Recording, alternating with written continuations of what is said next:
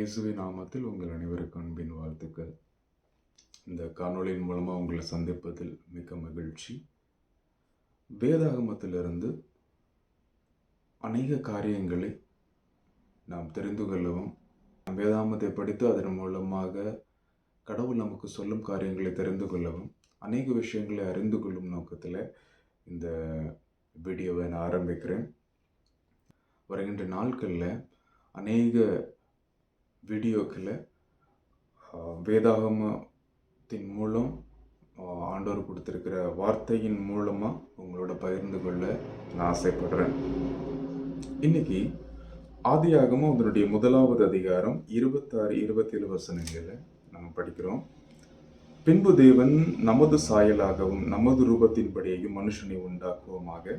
அவர்கள் சமுத்திரத்தின் மச்சங்களையும் ஆகாயத்து பறவைகளையும் மிருக ஜீவன்களையும் பூமி அனைத்தையும் பூமி மேல் வரும் சகல பிராணிகளையும் ஆளக்கடவர்கள் என்றார். தேவன் தம்முடைய சாயலாக மனுஷனை சிருஷ்டித்தார். அவனை தேவ சாயலாகவே சிருஷ்டித்தார். ஆணும் பெண்ணுமாக அவர்களை சிருஷ்டித்தார். பரிசுத்த வேதாகமத்தில் கடவுள் நம்மை படைத்ததை பற்றி ஒரு குறிப்பு எழுதப்பட்டிருக்கிறது. கடவுள் எவ்வாறு நம்மளை படைத்தார், எந்த மாதிரி கடவுள் நம்மளை படைச்சிருக்கிறாரு, எப்படி நம்மளை படைச்சார் அப்படிங்கிற காரியங்களை பற்றி பைபிளில் குறிப்பிடப்பட்டிருக்கிறது. அநேகர் நம்ம பைபிள் படிக்கும்போது இந்த காரியங்களை அறிந்து கொண்டிருக்கிறோம். அநேக பைபிள் படிக்காதவங்க இந்த விஷயங்களை தெரியாமல் இருக்கலாம். உங்களையும் என்னையும் படைச்சது கடவுள். நாம் கடவுளால் படைக்கப்பட்டவங்க. கடவுள் அவர் உருவாக்குகிறவர், படைக்கிறவர். கடவுள்னு சொல்லி நம்ம யாரை சொல்லலாம்? மனுஷனுக்கு அப்பாற்பட்டவர், மிகப்பெரிய சக்தி வாய்ந்தவர். அவரால் எல்லாமே பண்ண முடியும். ஸோ அவரை தான் நம்ம கடவுள்னு சொல்லி சொல்கிறோம். இந்த உலகத்தை படைத்தவர், இந்த உலகத்தில் பார்க்குற அனைத்து பொருட்களையும் உலகத்தில் பார்க்குற அனைத்து உயிரினங்களையும் படைத்தவர். அனைத்து உயிரற்ற பொருள்கள், நாம் கண்களால் காணக்கூடியவைகள், காணப்படாதவைகள் எல்லாற்றையும் கடவுள் படைச்சிருக்கிறார். கடைசியில் கடவுள் மனுஷனையும் படைத்தார். அநேகர் அறிவியல் மூலம் சொல்லுவாங்க, இல்லை மனுஷன் குரங்குல இருந்து வந்தான். முன்னாடி நம்மெல்லாம் குரங்காக இருந்தோம். அது பரிணாம வளர்ச்சியில் கொஞ்சம் கொஞ்சமாக வளர்ந்து இப்போ நம்ம மனுஷன் ஆகிட்டோம். ஒரு சில பேர் அந்த மாதிரி டார்வின் தியரி அப்படிங்கிறத சொல்லுவாங்க. நம்ம யோசிச்சோம்னா, ஒரு மரத்தினுடைய விதையை நம்ம விதைக்கல, மரத்தினுடைய விதையிலிருந்து மரம் தான் வரும். எந்த விதையை விதைக்கிறோமோ அதனுடைய மரங்கள் வளர்வதுண்டு. அதே போல் மனுஷன்லேருந்து தான் மனுஷன் வர முடியும். குரங்குலேருந்து மனுஷன் ஒரு காலம் வர்றதுக்கு அது ஒரு லாஜிக்கே இல்லை. அது நம்ம காமன் சென்ஸில் யோசித்து பார்க்கல கூட, கடவுள் நம்மளுக்கு கொடுத்துருக்கிற அறிவுனால யோசித்து பார்த்தா கூட, குரங்குலேருந்து மனுஷன் எப்படி வர முடியும்? குரங்குலேருந்து குரங்கு தான் வர முடியும். மனுஷன்லேருந்து தான் மனுஷன் வர முடியும். ஸோ மனுஷன்லேருந்து மனுஷன் வந்திருக்கிறேன்னா அந்த முதல் மனிதனை உருவாக்குனது யார்? கடவுள். உங்களையும் என்னையும் படைச்சிருக்குது கடவுள். ஒரு முறை ஒரு அறிவியல் விஞ்ஞானி ரயில்வே பயணத்தை மேற்கொண்டுட்டு இருக்கும்போது ட்ரெயினில் பயணம் பண்ணிக்கிட்டு இருந்திருக்கிறாரு. பயணம் பண்ணிக்கிட்டு இருந்த சமயத்தில் பைபிள் படிச்சுக்கிட்டு இருந்திருக்கிறார். அவர் கையில் வேதாகம புத்தகம் இருந்து வேதாகம புத்தகத்தை எடுத்து அவர் படித்து கொண்டு இருக்கிற சமயத்தில் பக்கத்தில் அவரோட பயணித்து கொண்டிருந்த ஒரு மனுஷன் அவரை பார்த்து, என்னப்பா அறிவியல் இந்த அவ்வளோ வளர்ந்துருச்சு, ஆனால் இன்னும் நீ பைபிள் படிச்சுக்கிட்டு இருக்கிய, உனக்கு ஏதாச்சும் ஒரு டவுட் சந்தேகம் இருந்துச்சுன்னா என்கிட்ட கீழே நான் சொல்கிறேன், ஆனால் இன்னமும் நீ இந்த பைபிள்லாம் எதுக்கு படிச்சுக்கிட்டு இருக்க? அதில் அப்படி என்ன இருக்குது? அறிவியல் எவ்வளவோ வளர்ந்துருக்கு, அறிவியல் ஞானம் மிகப்பெரியது அப்படின்னு சொல்லிட்டு அவர்கிட்ட பேச்சு கொடுத்துருக்கிறாரு. அந்த மனுஷன் கொஞ்ச நேரம் பார்த்துட்டு திரும்ப படிச்சிருக்கிறாரு. திரும்ப அவர் டிஸ்டர்ப் பண்ணிக்கிட்டு இருக்கிற சமயத்தில் அவர் அந்த பைபிளை மூடிட்டு, இந்த மனுஷன் என்னை படிக்க விட மாட்டான்.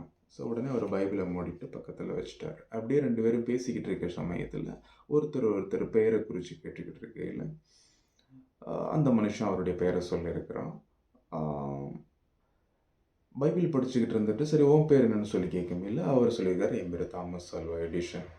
உடனே இந்த மனுஷன் ஷாக் ஆகிட்டான். தாமஸ் ஆல்வா எடிசன், உங்களை பற்றி நான் ரொம்ப கேள்விப்பட்டிருக்கிறேன்னு. நீங்கள் தான் அறிவியலின் தந்தையாச்சு. நான் உங்களை ஆளை பார்த்ததில்லை, ஆனால் உங்களை பற்றி கேள்விப்பட்டிருக்கேன், உங்களை பற்றி படிச்சிருக்கிறேன். இவ்வளோ ஏகப்பட்ட விஷயங்களை நீங்கள் தான் கண்டுபிடிச்சிருக்கிறீங்க. நீங்கள் எதுக்கு பைபிள் படிச்சுக்கிட்டு இருக்கிறீங்க அப்படின்னு சொல்லிட்டு பேசியிருக்கிறாங்க. உடனே அப்போ நான் உங்களை பார்க்கணும், உங்களை மீட் பண்ணணும் அப்படின்னு சொன்ன பின்னாடி தாமஸ் ஆல்வா சொல்லியிருக்காரு, சரிப்பா ஓகே, இந்த சமயத்தில் நான் இங்கே இருப்பேன், நீங்கள் வரலாம், இது என்னுடைய அட்ரஸ் அப்படின்னு. அந்த மனுஷனும் அதே அடுத்த நாள் தாமஸ் ஆல்வா எடிசனை பார்க்குறதுக்காக போயிருக்கிறாங்க. அங்கே போயிருந்த சமயத்தில் அவங்க வீட்டில் என்ட்ராகிறதுக்கு முன்னாடி ஒரு மிக பிரமாண்டமான சோலார் சிஸ்டத்தை அங்கே இருந்திருக்கு. அந்த மனுஷன் பார்த்துட்டு, இவ்வளோ சூப்பரான சோலார் சிஸ்டம், இதை யார் உண்டாக்குனா அப்படின்னு சொல்லி கேட்டிருக்காரு. உடனே தாமஸ் ஆல்வா சொல்லியிருக்காரு, இல்லைப்பா, நேற்று நைட்டு நான் வந்தேன், எதுவுமே இல்லை, காலையில் எந்திரிச்சு பார்க்குறேன், இவ்வளோ இப்படி இதெல்லாம் வந்துருச்சு, திடீர்னு வந்துருச்சு. உடனே அந்த மனுஷன் சிரிச்சுக்கிட்டு, என்ன சார் நீங்கள் காமெடி பண்ணுறீங்க, அது எப்படி தானாக வர முடியும், யாராச்சும் கண்டிப்பாக இது பண்ணியிருந்திருப்பாங்களே. தாமஸ் ஆல்வா எடிசன் சொல்கிறார், இல்லைப்பா, நேற்று நைட்டு வரையில் எதுவுமே இல்லை, காலையில் எந்திரிச்சு பார்க்குறேன், திடீர்னு என்னென்னமோ ஒரு மாதிரியாக வந்திருக்கு. உடனே அந்த மனுஷன் சிரிச்சுக்கிட்டே சொன்னாராம், சார் உங்களுக்கும் தெரியும் எனக்கும் தெரியும், ஒரு திங்ஸ் ஏதாச்சும் இருக்குது அப்படின்னா அதை படைக்கிறதுக்கு யாராச்சும் ஒரு ஆள் கண்டிப்பாக தேவை, உருவாக்குனவர் கண்டிப்பாக தேவை, அது எப்படி தானாக வர முடியும், இதை நான் நம்ப முடியலையே அப்படின்னு. உடனே தாமஸ் ஆல்வா எடிசன் சொல்லியிருக்கிறாரு, ஏன் உங்களால் நம்ப முடியல, நீங்கள் தான் இந்த மொத்த சோலார் சிஸ்டம், இந்த வான பூமி எல்லாமே தானாக வந்ததுன்னு சொல்லி சயின்ஸில் சொல்கிறீங்களே, இந்த சின்ன சோலார் சிஸ்டம் தானாக வர முடியாதா அப்படின்னு சொல்லல அந்த மனுஷன். சார் என்னை மன்னிச்சிருங்க, எனக்கு இன்னும் இதை பற்றி சொல்லுங்கன்னு சொல்லல. அவருக்கு வேதாகமத்தை பற்றி அவர் சொல்லி கொடுத்துருக்கிறாரு, கடவுளை பற்றி அவருக்கு சொல்ல ஆரம்பித்தார். படைப்புகள் அப்படி ஒன்று இருக்குன்னா படைக்கிறவர் தேவை. படைக்கிறவர் இல்லாமல் படைப்புகள் ஒரு நாளும் வரப்போகிறது கிடையாது. நம்ம இந்த நாட்களில் யூஸ் பண்ணுற மொபைல் ஃபோனாக இருக்கட்டும், நம்ம வீடுகளில் யூஸ் பண்ணுற அநேக பொருள்களாக இருக்கட்டும், டிவியாக இருக்கட்டும், வாஷிங் மிஷினாக இருக்கட்டும், எந்த ஒரு திங்ஸுமே தானாக வர்றது கிடையாது, யாரோ ஒரு ஆள் அதை உருவாக்கி இருக்கிறார். ஸோ அதனால் தானாக மனுஷன் வந்தான், இல்லை திடீர்னு அவன் வந்துட்டான் அப்படிங்கிற ஒரு கொள்கையை யாராலையும் ஏற்றுக்கொள்ள முடியாது. கடவுள் நம்மளை படைத்திருக்கிறார், அது வேதாகமம் சொல்லுது.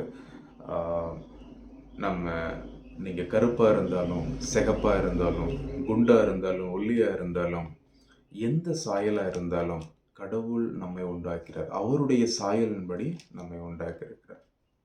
ஒரு சில பேர் பழக்க வழக்கங்களில் சொல்லுவாங்க, இது மண்ணான உடம்பு, மண்ணில் போயிடும் அப்படின்னு அநேக பேர் சொல்லுவாங்க. பைபிள் வேதாகமத்தை படித்தவங்களும் வேதாகமத்தை படிக்காதவங்களும். இந்த உடம்பு மண்ணினால் உண்டாகுனதுன்னு, ஒரு நாள் மண்ணில் சேர்ந்துடும், இன்னும் எத்தனை நாளைக்கு, இது போன்ற ஒரு சில பழமொழிகளை அவங்க சொல்லுவாங்க. ஸோ இந்த காரியத்தை எங்கேருந்து கற்றுக்கிட்டாங்க, எப்படி அவங்க பழக்க வழக்கில் பழக்க சொல்லது வந்திருக்கு, மண்ணான உடம்பு மண்ணில் சேர்ந்துடும் அப்படின்னும் பைபிளில் எழுதப்பட்டிருக்கு. ஆதியாகமத்தின் புஸ்தகம் 2வது அதிகாரம் அதனுடைய 7வது வசனத்தில், தேவனாய கர்த்தர் மனுஷனை பூமியின் மண்ணினாலே உருவாக்கி ஜீவ சுவாசத்தை அவன் நாசியிலே ஊதினார், மனுஷன் ஜீவாத்துமாவானான். கடவுள் நம்மளை எவ்வாறு உருவாக்கி இருக்கிறார்னா மண்ணினாலே. தேவனாய கர்த்தர் மனுஷனை பூமியின் மண்ணினால தான் கடவுள் நம்மளை படைச்சிருக்கிறாரு. அதை மனுஷனை உருவாக்கி அவனுடைய நாசியிலே அவருடைய ஆவியை, நாசியிலே ஜீவ சுவாசத்தை ஊதினார், மனுஷனுக்கு உயிர் கிடைத்தது. இது பைபிள் நம்மளுக்கு சொல்கிற காரியம். ஸோ நம்மளுக்குள்ளே இருக்கிற உயிர் கடவுளினுடையது. கடவுள் நம்மளை படைச்சது மண்ணினால, அதனால தான் நம்ம இறந்த பின்னாடி நம்மளுடைய உடம்பு மண்ணோட மண்ணாகிருது, நம்மளுடைய ஆத்மா கடவுளிடம் செல்கிறது. கடவுள் நம்மளை படைத்தார். இந்த காரியத்தை நாம் புரிந்து கொள்ள வேண்டும். நீங்களும் நானும் எப்படி இருக்கிறோம்னா கடவுளின் சாயலை போல இருக்கிறோம், அவரை போல இருக்கிறோம். குரங்கிலிருந்து நம்ம வந்திருந்தா நம்ம குரங்கு போல இருக்கணும். ஒரு சில பேர் சொல்லுவாங்க, கடவுள் தலைப்பகுதியிலேருந்து ஒரு சில பேரை படைத்தார், மார்பு பகுதியிலேருந்து ஒரு சில பேரை படைத்தார், வயிற்று பகுதியிலேருந்து ஒரு சில பேரை படைத்தார், காலிலிருந்து ஒரு சில பேரை படைத்தார், அநேக காரியங்களை அவர்கள் சொல்வதென்று. ஆனால் வேதாகமம் சொல்லுது, கடவுள் மண்ணினாலே மனுஷனை உருவாக்கி அவனுடைய நாசியிலே ஜீவ சுவாசத்தை ஊதினார், அவன் ஜீவாத்மாவானான். நம்மளை எப்படி படைச்சிருக்கிறார், அவரை போல கடவுள் நம்மளை படைத்திருக்கிறார். அதனால தான் கடவுள் நம்மளை படைச்சதுனால தான் இன்று மனிதரும் அநேக விஞ்ஞானிகள், அநேக சயின்ஸ் படித்து மனுஷனும் அநேக காரியங்களை படைக்க ஆரம்பிக்கிறான், அநேக காரியங்களை கண்டுபிடிக்க ஆரம்பிக்கிறான். ஏன்னா கடவுள் படைக்கத்தக்க வல்லமை உள்ளவர். அதனால மனுஷனும் எதையாச்சும் ஒண்ணு நம்ம செய்கிற ஒவ்வொரு உணவுப் பொருள்கள் மனுஷனால் ஏதோ ஒரு உணவுப் பொருள்கள் பண்ண முடியுது. ஒரு வேலையை பார்க்குறான், ஏதோ புதிய புதிய காரியங்களை கண்டுபிடிக்கிறான். படைக்கும் ஆற்றலை மனுஷன் கடவுளிடமிருந்து பெற்றிருக்கிறான். அதனால தான் புதிய புதிய காரியங்கள் இந்த நாட்கள் அநேக மனுஷங்கள் அநேக விதமாக கண்டுபிடிக்கிறோம். இன்றைய நாட்களில் சோசியல் மீடியாவில் அநேக மக்கள் இருக்கிறாங்க. சோசியல் மீடியா யூஸ் பண்ணுறவங்க யூடியூப், ஃபேஸ்புக், வாட்ஸ்அப், இன்ஸ்டாகிராம் அநேக ஆப்ஸ். ஃபேஸ்புக்கை யார் உருவாக்குனார்? ஃபேஸ்புக்கை இப்போ திடீர்னு அது அப்படியே வந்துருச்சுன்னு சொல்ல முடியாது. ஃபேஸ்புக்கை கோடிங் பண்ணி கிரியேட் பண்ண ஒரு மனுஷன். யூடியூப்பை யார் உருவாக்குனா? யூடியூப் சும்மா வரல. யூடியூப்பை உருவாக்குறதுக்கு ஒரு சில பேர் உட்காந்து கோடிங் பண்ணி கம்ப்யூட்டரில் யூடியூப் அப்படிங்கிற ஒரு ஆப்பை உருவாக்குனாங்க. எந்த ஒரு காரியம் தானாக வர்றது கிடையாது. உருவாக்குவதற்கு ஒருவர் தேவை. உங்களையும் என்னையும் படைத்தது கடவுள். அவருடைய சாயலாக நம்மை படைச்சிருக்கிறார். இன்னொரு காரியம், கடவுள் படைச்சதை மனுஷனால் ஒரு காலம் உருவாக்க முடியாது. கடவுள் எந்தெந்த காரியங்களை உருவாக்கி இருக்கிறாரோ படைச்சிருக்கிறாரோ மனுஷன் ஒரு காலம் அதை திரும்ப படைக்கவே முடியாது.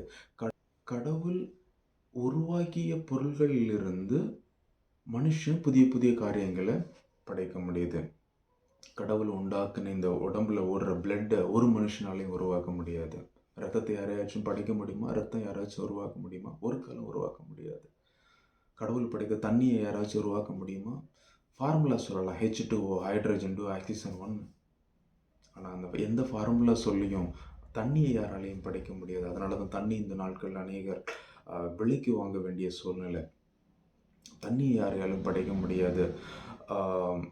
கோல்டு, நம்ம பார்க்குற தங்கம், வெள்ளி, எந்த ஒரு திங்ஸுமே எந்த ஒரு பொருளையுமே கடவுள் படைத்து வைத்திருக்கிறார். அதில் இருந்து மனுஷன் உருவாக்குறான். இவ்வளோ வீடு கட்டுறோம், பெரிய பெரிய பில்டிங் கட்டுறோம். அதுக்கு தேவையான கல், அதுக்கு தேவையான மணல், அதுக்கு தேவையான ராடு, கம்பி, இது எல்லாம் எங்கேருந்து வருது? பூமியிலிருந்து வருது. கடவுள் படைத்து வச்சிருக்கிறார். கடவுள் படைத்த எந்த ஒரு திங்ஸையும் மனுஷனால் படைக்க முடியாது. கடவுள் உருவாக்கிய பொருள்களிலிருந்து அவன் புதிய புதிய காரியங்களை கண்டுபிடிக்கலாம். அதனால தான் அவர் கடவுள், நாம் மனுஷன். கடவுள் அவருடைய சாயலாக நம்மை படைத்திருக்கிறார். நீங்கள் கமெண்டில் கூட கீழே சொல்லலாம், ஏதாச்சும் அந்த மாதிரி பொருள்கள் கடவுள் உருவாக்குனதை மனுஷன் உருவாக்கியிருக்கிறான். அப்படி ஒருவேளை உங்களுக்கு தெரிஞ்ச ஏதாச்சும் காரியங்கள் தான் நீங்கள் கமெண்ட் பண்ணலாம். ஏதாச்சும் அந்த மாதிரி காரியங்கள் இருக்கான்னு நானும் தெரிஞ்சுக்கொள்ளுவேன். ஆனால் கடவுள் உருவாக்கின எந்த காரியங்களையும் மனுஷனால் உருவாக்க முடியாது. அது எதுவாக இருந்தாலும் சரி. அப்பேற்பட்ட கடவுளின் குழந்தைகள் நீங்களும் நானும். கடவுள் நம்மளை படைத்திருக்கிறார். நாம் அவருடைய சாயலாக உருவாக்கப்பட்டிருக்கிறோம். இந்த காரியத்தை எப்பொழுதும் மறந்துடக்கூடாது.